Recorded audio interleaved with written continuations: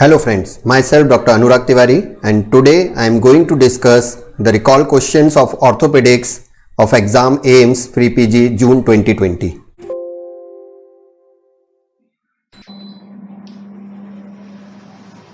Question number 1, as you can see on the screen, the X-ray was given. Now this is the X-ray and it has been asked that what is the diagnosis. So these were the options, whether it is rheumatoid arthritis, ochronosis, ankylosing spondylitis or psoriatic arthritis. So just focus on the X-ray. The X-ray is of a spine, the dorsolumbar spine, AP view, anteroposterior view, and you can see clearly here there is a calcification in the vertebral. There are multiple syndesmophytes and it is giving like a picture of a bamboo spine. So it is a very frequently been asked question, repeat question, that is the bamboo spine appearance. The bamboo spine appearance in the spine is seen in which disease? So the answer here is ankylosing spondylitis. It is because of the ossification or calcification of the ligaments because of the enthesitis. There is the bamboo spine, classical appearance of the ankylosing spondylitis. So very easy. It is the ankylosing spondylitis. Now we see there are various other radiological signs which are seen in ankylosing spondylitis. Now this is another X-ray. You can see here that the central line or the spinous line is calcified. It is because of the calcification of the interspinous and supraspinous ligaments. So as a result of which it gives like a shape of dagger, and that is why it is known as dagger sign. Dagger's sign. Another important X-ray, in this case you can see the three lines. The number one along the paravertebral region, another is the spinal, and another one the paravertebral line. So these three lines, these parallel, this calcification give rise to, we call it as trolley track sign. So that is again seen in ankylosing spondylitis, that is the trolley track sign, very important radiological sign. Another important sign is seen in MRI. You can see here that this corner is shiny white, that is known as shiny corner, or the another name is Romanus sign. The antero-inferior or antero-superior aspect of the vertebral body is sclerotic, is looking white, and it is known as the shiny corner sign or Romanus sign, classical of ankylosing spondylitis. And another important MRI sign is, you can see the discovertebral lesion. There are multiple discovertebral, that is adjacent, the adjacent vertebral body with disc is having inflammation, and it is known as Anderson sign. Just remember this is Anderson sign, or also known as discovertebral lesion or spondylodiscitis of ankylosing spondylitis. It is because of the inflammation in the adjacent area of the disc. The other options were rheumatoid arthritis. The rheumatoid arthritis do not affect the lumbar spine. So please remember, the rheumatoid arthritis affect the spine, only the cervical spine, which is the C1, C2, and sometimes the facet joint, but this much of classical is seen in ankylosing spondylitis. The second is the ochronosis. Ochronosis is also known as alkaptonuria, and in ochronosis there will be disc calcification. You can see the intervertebral disc will be ossified or look like calcified. This is known as disc calcification seen in classical ochronosis. And psoriatic arthritis will not have such bamboo spine appearance. So the answer is ankylosing spondylitis. Now the second question was, prayer sign is seen in whether it is diabetic neuropathy, retinopathy, chiroarthropathy or nephropathy. So I tell you that what is prayer sign. The prayer sign is when we ask the patient to do prayer like this, to join the hands like this, the patient will not be able to join both the hands. There will be some gap in between the hands. As a result, there will be a space between these two hands. So this sign is prayer sign, and it is seen in whenever there is contracture of the hand joints. So it is because of the thickening of the skin and contracture in the joints of the hand. It is seen in diabetic chiroarthropathy. The term is known as diabetic chiroarthropathy, and the other name for this is diabetic stiff hand syndrome. It is because of the limited mobility of the skin, because of the thickening of the skin, and as a result of which the joint get contracted, and the prayer sign, that is the patient is not able to contact fully both the fingers, both the hand fingers. So that is the diabetic cheroarthropathy. So that is the answer, diabetic cheroarthropathy, prayer sign is positive. Now the third question was osteomalacia with high urinary phosphate levels is due to or is seen in. So the options are nutritional or the resistant type of vitamin D or the dependent type of vitamin D deficiency. Before understanding this, let us understand that what is osteomalacia or rickets. The rickets or osteomalacia have common, that is vitamin D deficiency. The classical or the most common, the pathophysiology begins with the vitamin D deficiency. Whether there is deficiency or sometimes there is resistance or the end organ insensitivity to vitamin D, as a result of which the disease manifests. So rickets is seen in pediatric age group, whereas osteomalacia is seen in adult age group, whereas both have the common, that is vitamin D deficiency. So when there is, the most common is the nutritional type. The nutritional type, there is deficiency of the vitamin D in the diet, as a result of which the vitamin D is low. Now what is the action of vitamin D? What is the function of vitamin D? The vitamin D causes intestinal absorption of calcium and phosphorus, as a result of which there is reduced calcium and phosphorus in the serum because of the reduced of vitamin D. The serum vitamin D is low, as a result of which the calcium is also low and the phosphate is also low in the serum. So when the calcium is low, it causes increase in the PTH. The hypocalcemia causes increase the feedback mechanism. It goes to the parathyroid gland and it increases the parathyroid hormone, and it will cause increase in alkaline phosphatase enzyme. So now this is the main mechanism of vitamin D metabolism in rickets and osteomalacia. Now we see what is the difference between nutritional and the vitamin D resistant rickets. Now vitamin D resistant rickets is actually there is a defect in renal tubules.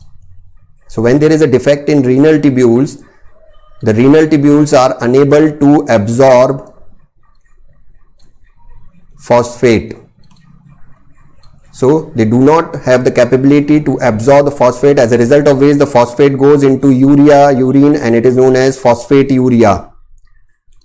So as a result of which there is decreased phosphate in the serum, whereas the calcium is normal.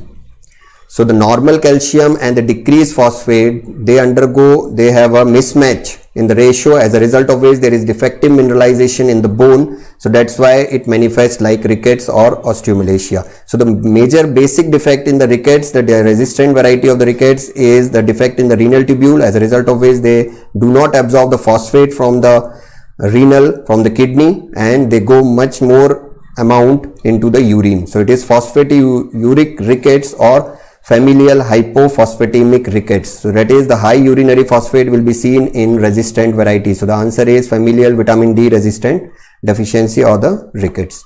Now the fourth question was screening test for scoliosis in school going children. So what type of screening test you do for detecting scoliosis? So answer here is the forward bending test, also known as AIIMS. AIIMS forward bending test is used. It is used basically to differentiate between structural scoliosis and non-structural, that is postural type of scoliosis. So the postural scoliosis is because of some defect other than the spine, and the spine is compensatory, the spine is having compensatory scoliosis. For example, it can be because of the hip deformity. With abduction and adduction deformity of the hip, there will be difference in the level of ASIS, as a result of which to compensate this, the spine will compensate by having a lateral curvature. The scoliosis is the lateral curvature of the spine. So as a result of this compensation, there will be false type of scoliosis, or we tell it as a postural scoliosis. So the AIIMS forward bending test basically identify the true structural scoliosis with postural scoliosis. So when you ask the patient to forward bend, the postural scoliosis or the normal patient will have this type of bending, and it is known as normal. Whereas in case of structural scoliosis, the structural or the true scoliosis, there will be rib hump, that you can see the level of the back will not be at a same level, it is at a different level, and this is known as rib hump. So it is seen, and it will differentiate, it will define, it will detect the structural scoliosis. So that is the question, that the screening test in school going children for scoliosis, you always do the forward bending test, that is the AIIMS test. On bending forward, the postural scoliosis goes away, whereas the structural will be revealed by presence of rib hump. Now the next question was ring sequestrum, again a repeat question. The ring sequestrum is seen in, it is classical, the pin tract infection of the external fixator. So whenever there is a skeletal traction or external fixator, the skeletal pins inside the bone, if they got infected, there will be presence of sequestrum, which is known as ring type of sequestrum. Because of the shape of the sequestrum, it is known as ring sequestrum. There are various other type of sequestrum. We can see the tubular sequestrum is seen in infants in pyogenic osteomyelitis. The feathery is seen in tuberculosis and the syphilis. The sandy type of is seen in tuberculosis. Rice grain, again tuberculosis. Black colored or the colored type of sequestrum is seen in fungal osteomyelitis. Just remember the black or the colored sequestrum. Annular sequestrum is seen in amputation stump, and the ring sequestrum is seen in pin tract infection. Because of the presence of a skeletal pin, they got infected in the bone and they form the ring type of sequestrum. Another important question now, the sixth question, 60-year-old female underwent hip replacement. So she underwent hip replacement. After 1 year of surgery, she landed up with loosening and implant has to be removed. So there was loosening in the THR component. The histopathological examination is given below. That this slide is the histopath slide. Now what is the likely cause? Whether it is metallosis, uchronosis, alkaptonuria, infective arthritis. Uchronosis and alkaptonuria are the same thing. So whether it is metallosis or infective or alkaptonuria. So just focus on this slide. Now this is histopathological slide. Here you can see multiple, this black to brown colored, this material. Now these are basically the metallic debris. So these are metallic debris, classically seen in THR metal on metal. So metal on metal THR, when it is, we are using the metal femoral head and the metallic acetabulum. So when we use this metal on metal, there will be more and more amount of metallic ions. They go into the bloodstream and it causes metallosis. So that is the main cause of failure here. That's why there was loosening and implant was removed. So that is metal on metal. The answer here is metallosis. Because of the metal ions, because of the metal reaction, there the loosening of the implant taken place. Now the next question, the seventh, is counter force brace is used in. Now first understand that what is counter force brace. The answer here is tennis elbow. It is the lateral epicondylitis. In the tennis elbow, we use counter force brace. Now first understand what is counter force brace. Now whenever there is a tennis elbow, there is inflammation of the lateral epicondyle. So lateral epicondyle is where the extensor group of muscles get originated. So at this point, the lateral epicondyle, because of the overexertion, because of the overuse of these muscles, there is inflammation of the lateral epicondyle at the attachment site. So when the extensor muscles are being used, they pull the lateral epicondyle, and as a result of which there is pain and inflammation increases. So the counter force brace is a brace which is we want just below the lateral epicondyle, and as a result of which, now when the extensor muscles they are used, this brace get compression. The brace gives compression to the muscles, and as a result of which the pull of the extensor muscles do not go up to the lateral epicondyle. As a result of which there is decrease in the pain, there is decrease in the inflammation, and this way this heals the tennis elbow inflammation. Now the other thing for tennis elbow you should know is the clinical sign is Cozen test. Now what is Cozen test? You ask the patient to extend the elbow and to extend the wrist. Against resistance, when we ask the patient to extend the wrist, there will be pain at the lateral epicondyle. So that is the Cozen test. And the treatment for tennis elbow is you start with the non-steroidal anti-inflammatory drugs. If there is no relief, then you give injection at the lateral epicondyle of steroid or sometimes PRP. So that will relieve the patient. So here the answer is the counter force brace is basically it is countering the force which was generated by the extensor muscles. So that is the answer is tennis elbow. The foot drop, we use the ankle foot orthosis or the foot drop splint, and in the claw hand we use the knuckle bender type of splint. So these are the other options. The foot drop, we have the AFO brace, that is the foot drop splint, and this is the claw hand. For claw hand we use the knuckle bender, the knuckle bender splint, because in the claw hand there is clawing, as a result of which we need to counter the clawing, we need to do this mechanism. So we want the knuckles to get bent. So that's why the name is knuckle bender splint. So now we move ahead. Now this is the 8th question. The 24-year-old male comes to emergency room 6 hours after the trauma, after road traffic accident, with a BP of 90/60 and a pulse rate of 110 per minute. He was given blood transfusion. He developed tachypnea, febrile, oliguric, and a history of long bone fracture. There is bleeding into the nasogastric tube and IV cannula sites. Now what is the likely cause? What is the diagnosis? So from just this question we have many keywords here, on the basis of which we can easily rule out two, and there is a confusion between the fat embolism and transfusion reaction. Now why fat embolism and why transfusion reaction? Because there was a history of long bone fracture. Trauma with long bone fracture, we always think, and there is hypotension and tachycardia, we always think about fat embolism syndrome. And the second is there was a history of blood transfusion, followed by there is tachypnea, tachycardia, hypotension, and there is bleeding into the cannula site and the NG tube. So that's why there is transfusion reaction. Now the answer here is in between the two. The answer is transfusion reaction. Now I will tell you why this is not a case of fat embolism.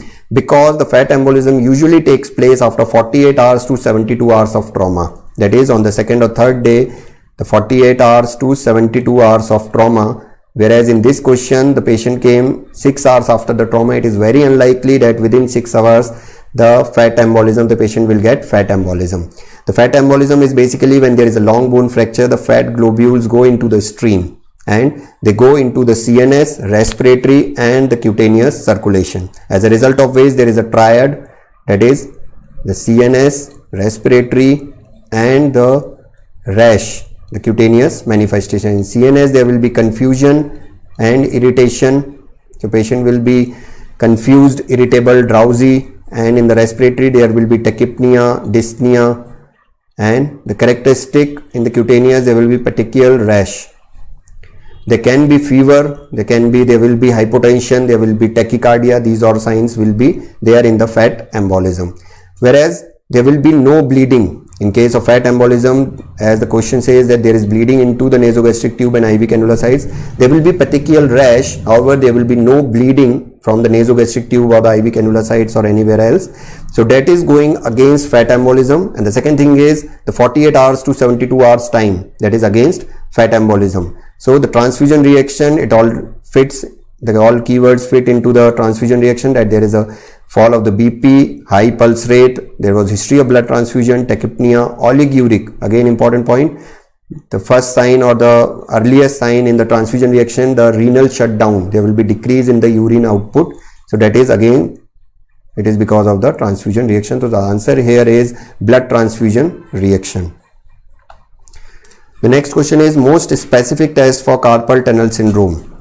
The carpal tunnel syndrome is the most common compressive neuropathy of median nerve. The most common compression neuropathy is carpal tunnel syndrome. It is because of the compression of median nerve at the level of raise, that is flexor retinaculum. Just beneath the flexor retinaculum, there is compression of the median nerve. The causes can be multiple. It could be because of the increase in the contents of the flexor retinaculum or the carpal tunnel, or there can be decrease in the size of the space, decrease in the space of the carpal tunnel.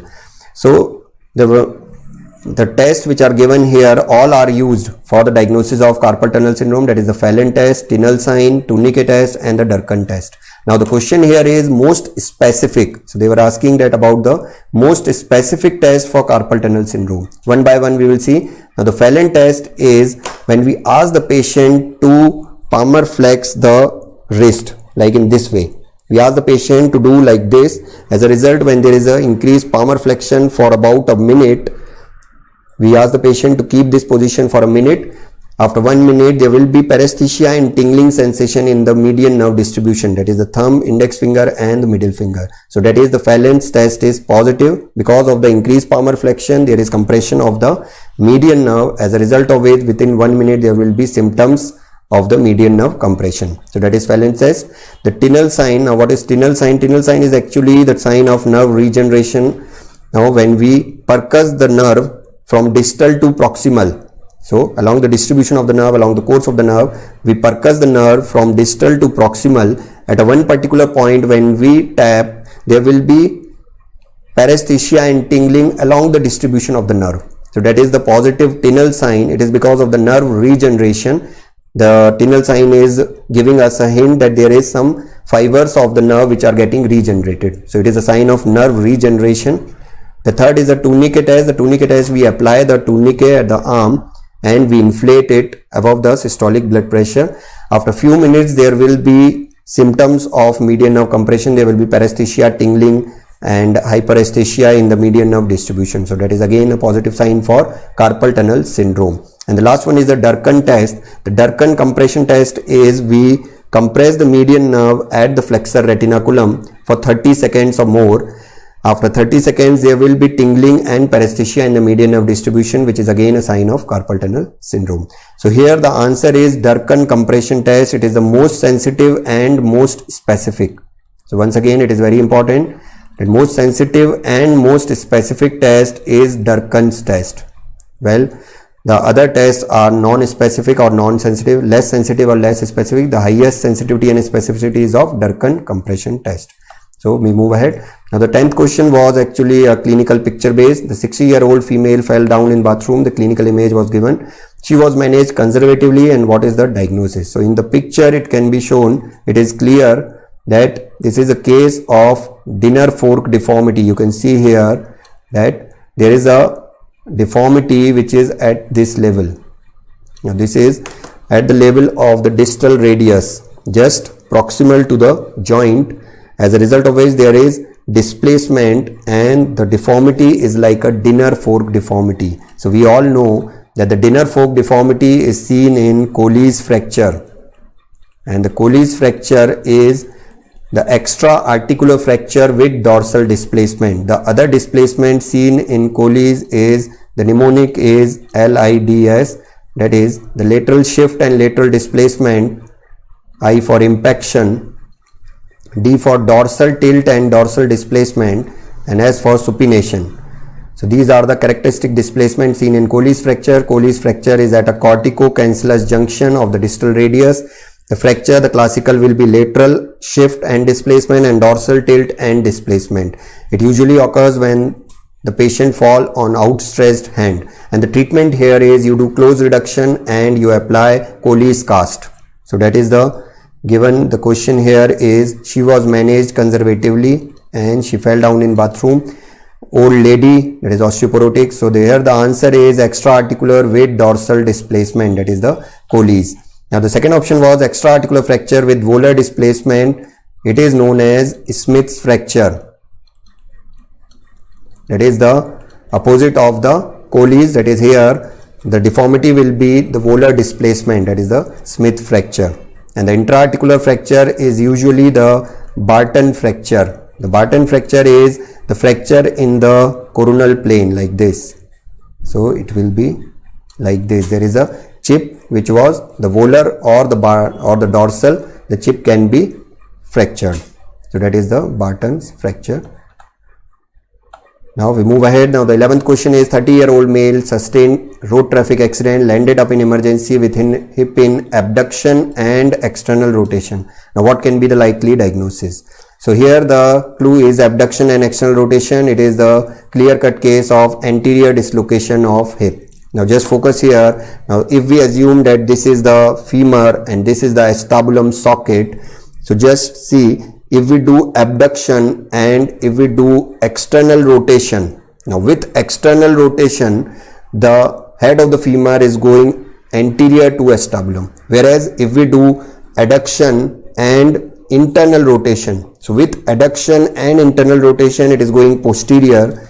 So that is, if it is adduction and internal rotation it is going posterior, whereas if we are doing abduction and external rotation it is going anterior. So just remember, in anterior dislocation of hip the deformity is external rotation and abduction, abduction, whereas in case of posterior dislocation it will be adduction and internal rotation. Whereas in case of the rest two options, the intertrochanteric femur and neck femur, there will be external rotation with shortening of the limb. So that is the intertrochanteric femur and the neck of femur. So here the answer is anterior dislocation of hip. The next question is fishtail deformity in child is seen after injury to. So whether it is distal humerus, distal radius, distal femur or distal tibia, here the answer is distal humerus. It is classically seen in osteonecrosis of trochlea or capitulum after lateral condyle humerus fracture or supracondylar humerus fracture. Now what is fish tail deformity? You see this is the tail of the fish, you can see here, and this x-ray, it is almost resembling like a tail of a fish. So that is the fish tail deformity. It is because of the resorption of the bone from this side. This is the osteonecrosis of trochlea. So osteonecrosis of trochlea can be seen after lateral condyle humerus fracture or supracondylar humerus, rarely supracondylar humerus. So these are the two fractures. The lateral condyle humerus or the supracondylar humerus will have osteonecrosis of the trochlea because of the damage to the vascular supply to the trochlea, as a result of which there will be bone resorption and there will be like the distal humerus will be looking like a fish tail. So that is a fish tail deformity seen after the distal humerus fracture. The 13th question is the surgery including biopsy in TB spine is required in all except. So again very important question regarding the TB spine, the tuberculosis of the spine. We always follow in tuberculosis spine, that is the middle path regime. So it is the middle path. So TB spine, what is middle path? There are two treatments, that is one is non-operative and the another one is operative. So what we do, we do not follow exactly whole or completely non-operative, not completely operative. We follow something middle path in between these two, that is non-operative and operative. What we will do, we will do non-operative for all, whereas operative for non-responders or complications. So we start the patient on non-operative therapy, that is bed rest, ATT, brace, high protein diet, high calorie diet, and we look for 3 to 4 weeks of the response. After 3 to 4 weeks, if there is a good response, then we continue the non-operative therapy, whereas if there is no response or if there is development of neurological complication, so if there is a neurological development, that is neurological deficit on non-operative therapy, or if there is worsening of symptoms, worsening of deficit, that is a neurological deficit, the weakness has increased on non-operative therapy, or if there is bladder bowel involved, that is whenever there is bladder bowel involved, it is known as cauda equina, or if there is a diagnosis in doubt. So if the diagnosis is in doubt, we need to do biopsy in order to have a certain idea about that what is exactly the pathology, whether we are dealing with the tuberculosis or this is something else. So whenever we have doubt in our diagnosis, we will do biopsy, whenever there is a bladder bowel involved, that is cauda equina, whenever there is a neurological deficit, whenever there is worsening of the symptoms on non-operative therapy, we go for the operative therapy. And again, that is if we start the patient on non-operative ATT, we start the patient on ATT and there is not good response, then we need to know whether this is a case of drug resistant tuberculosis. So in order to detect that drug resistant, we need some tissue diagnosis on which we can do the drug resistance. So that's why the drug resistant TB is again important indication for surgery. So out of these, the best answer is the cold abscess without neurological deficit. So the surgery will be done in doubtful diagnosis, that is the biopsy will be done in doubtful diagnosis. If there is a drug resistant TB, we need to detect the drug resistant, we will do the biopsy or some tissue diagnosis. And cauda equina again very important indication for surgery. So the answer here is cold abscess without neurological deficit. Now the best results of meniscus repair is seen in. So which zone of meniscus will have the best results after repair? Whether it is red zone, white, gray zone or red-white zone. So the answer here is red zone. So just see here. Now this is the transverse section of the meniscus. So if we divide it into 3, that is the inner 1/3 to outer 2/3, inner 1/3, the middle 1/3 and the outer 1/3. So this is the inner 1/3, middle 1/3 and the outer 1/3. So the outer 1/3 is red, that is the red zone because there is maximum vascularity. So the zones of the meniscus are divided on the basis of the blood supply. So the maximum blood supply is in the periphery. So that is the periphery zone, the outer 1/3 of the zone is maximum vascular. So that is the red zone. The middle one is red white zone, and the inner 1/3 is white white. The white white is avascular. So if there is injury to the meniscus, the maximum possibility, the maximum potential of repair will be the tissue where the vascularity is maximum, because we need blood supply in order to get our repair successful. So the maximum potential is with the red zone. So it is the RR zone which is having the maximum blood supply. So that's why the repair when done in the RR zone will be 100% successful. So the two treatment for meniscus injury is meniscus repair, and the other is meniscus removal. So that is known as meniscectomy.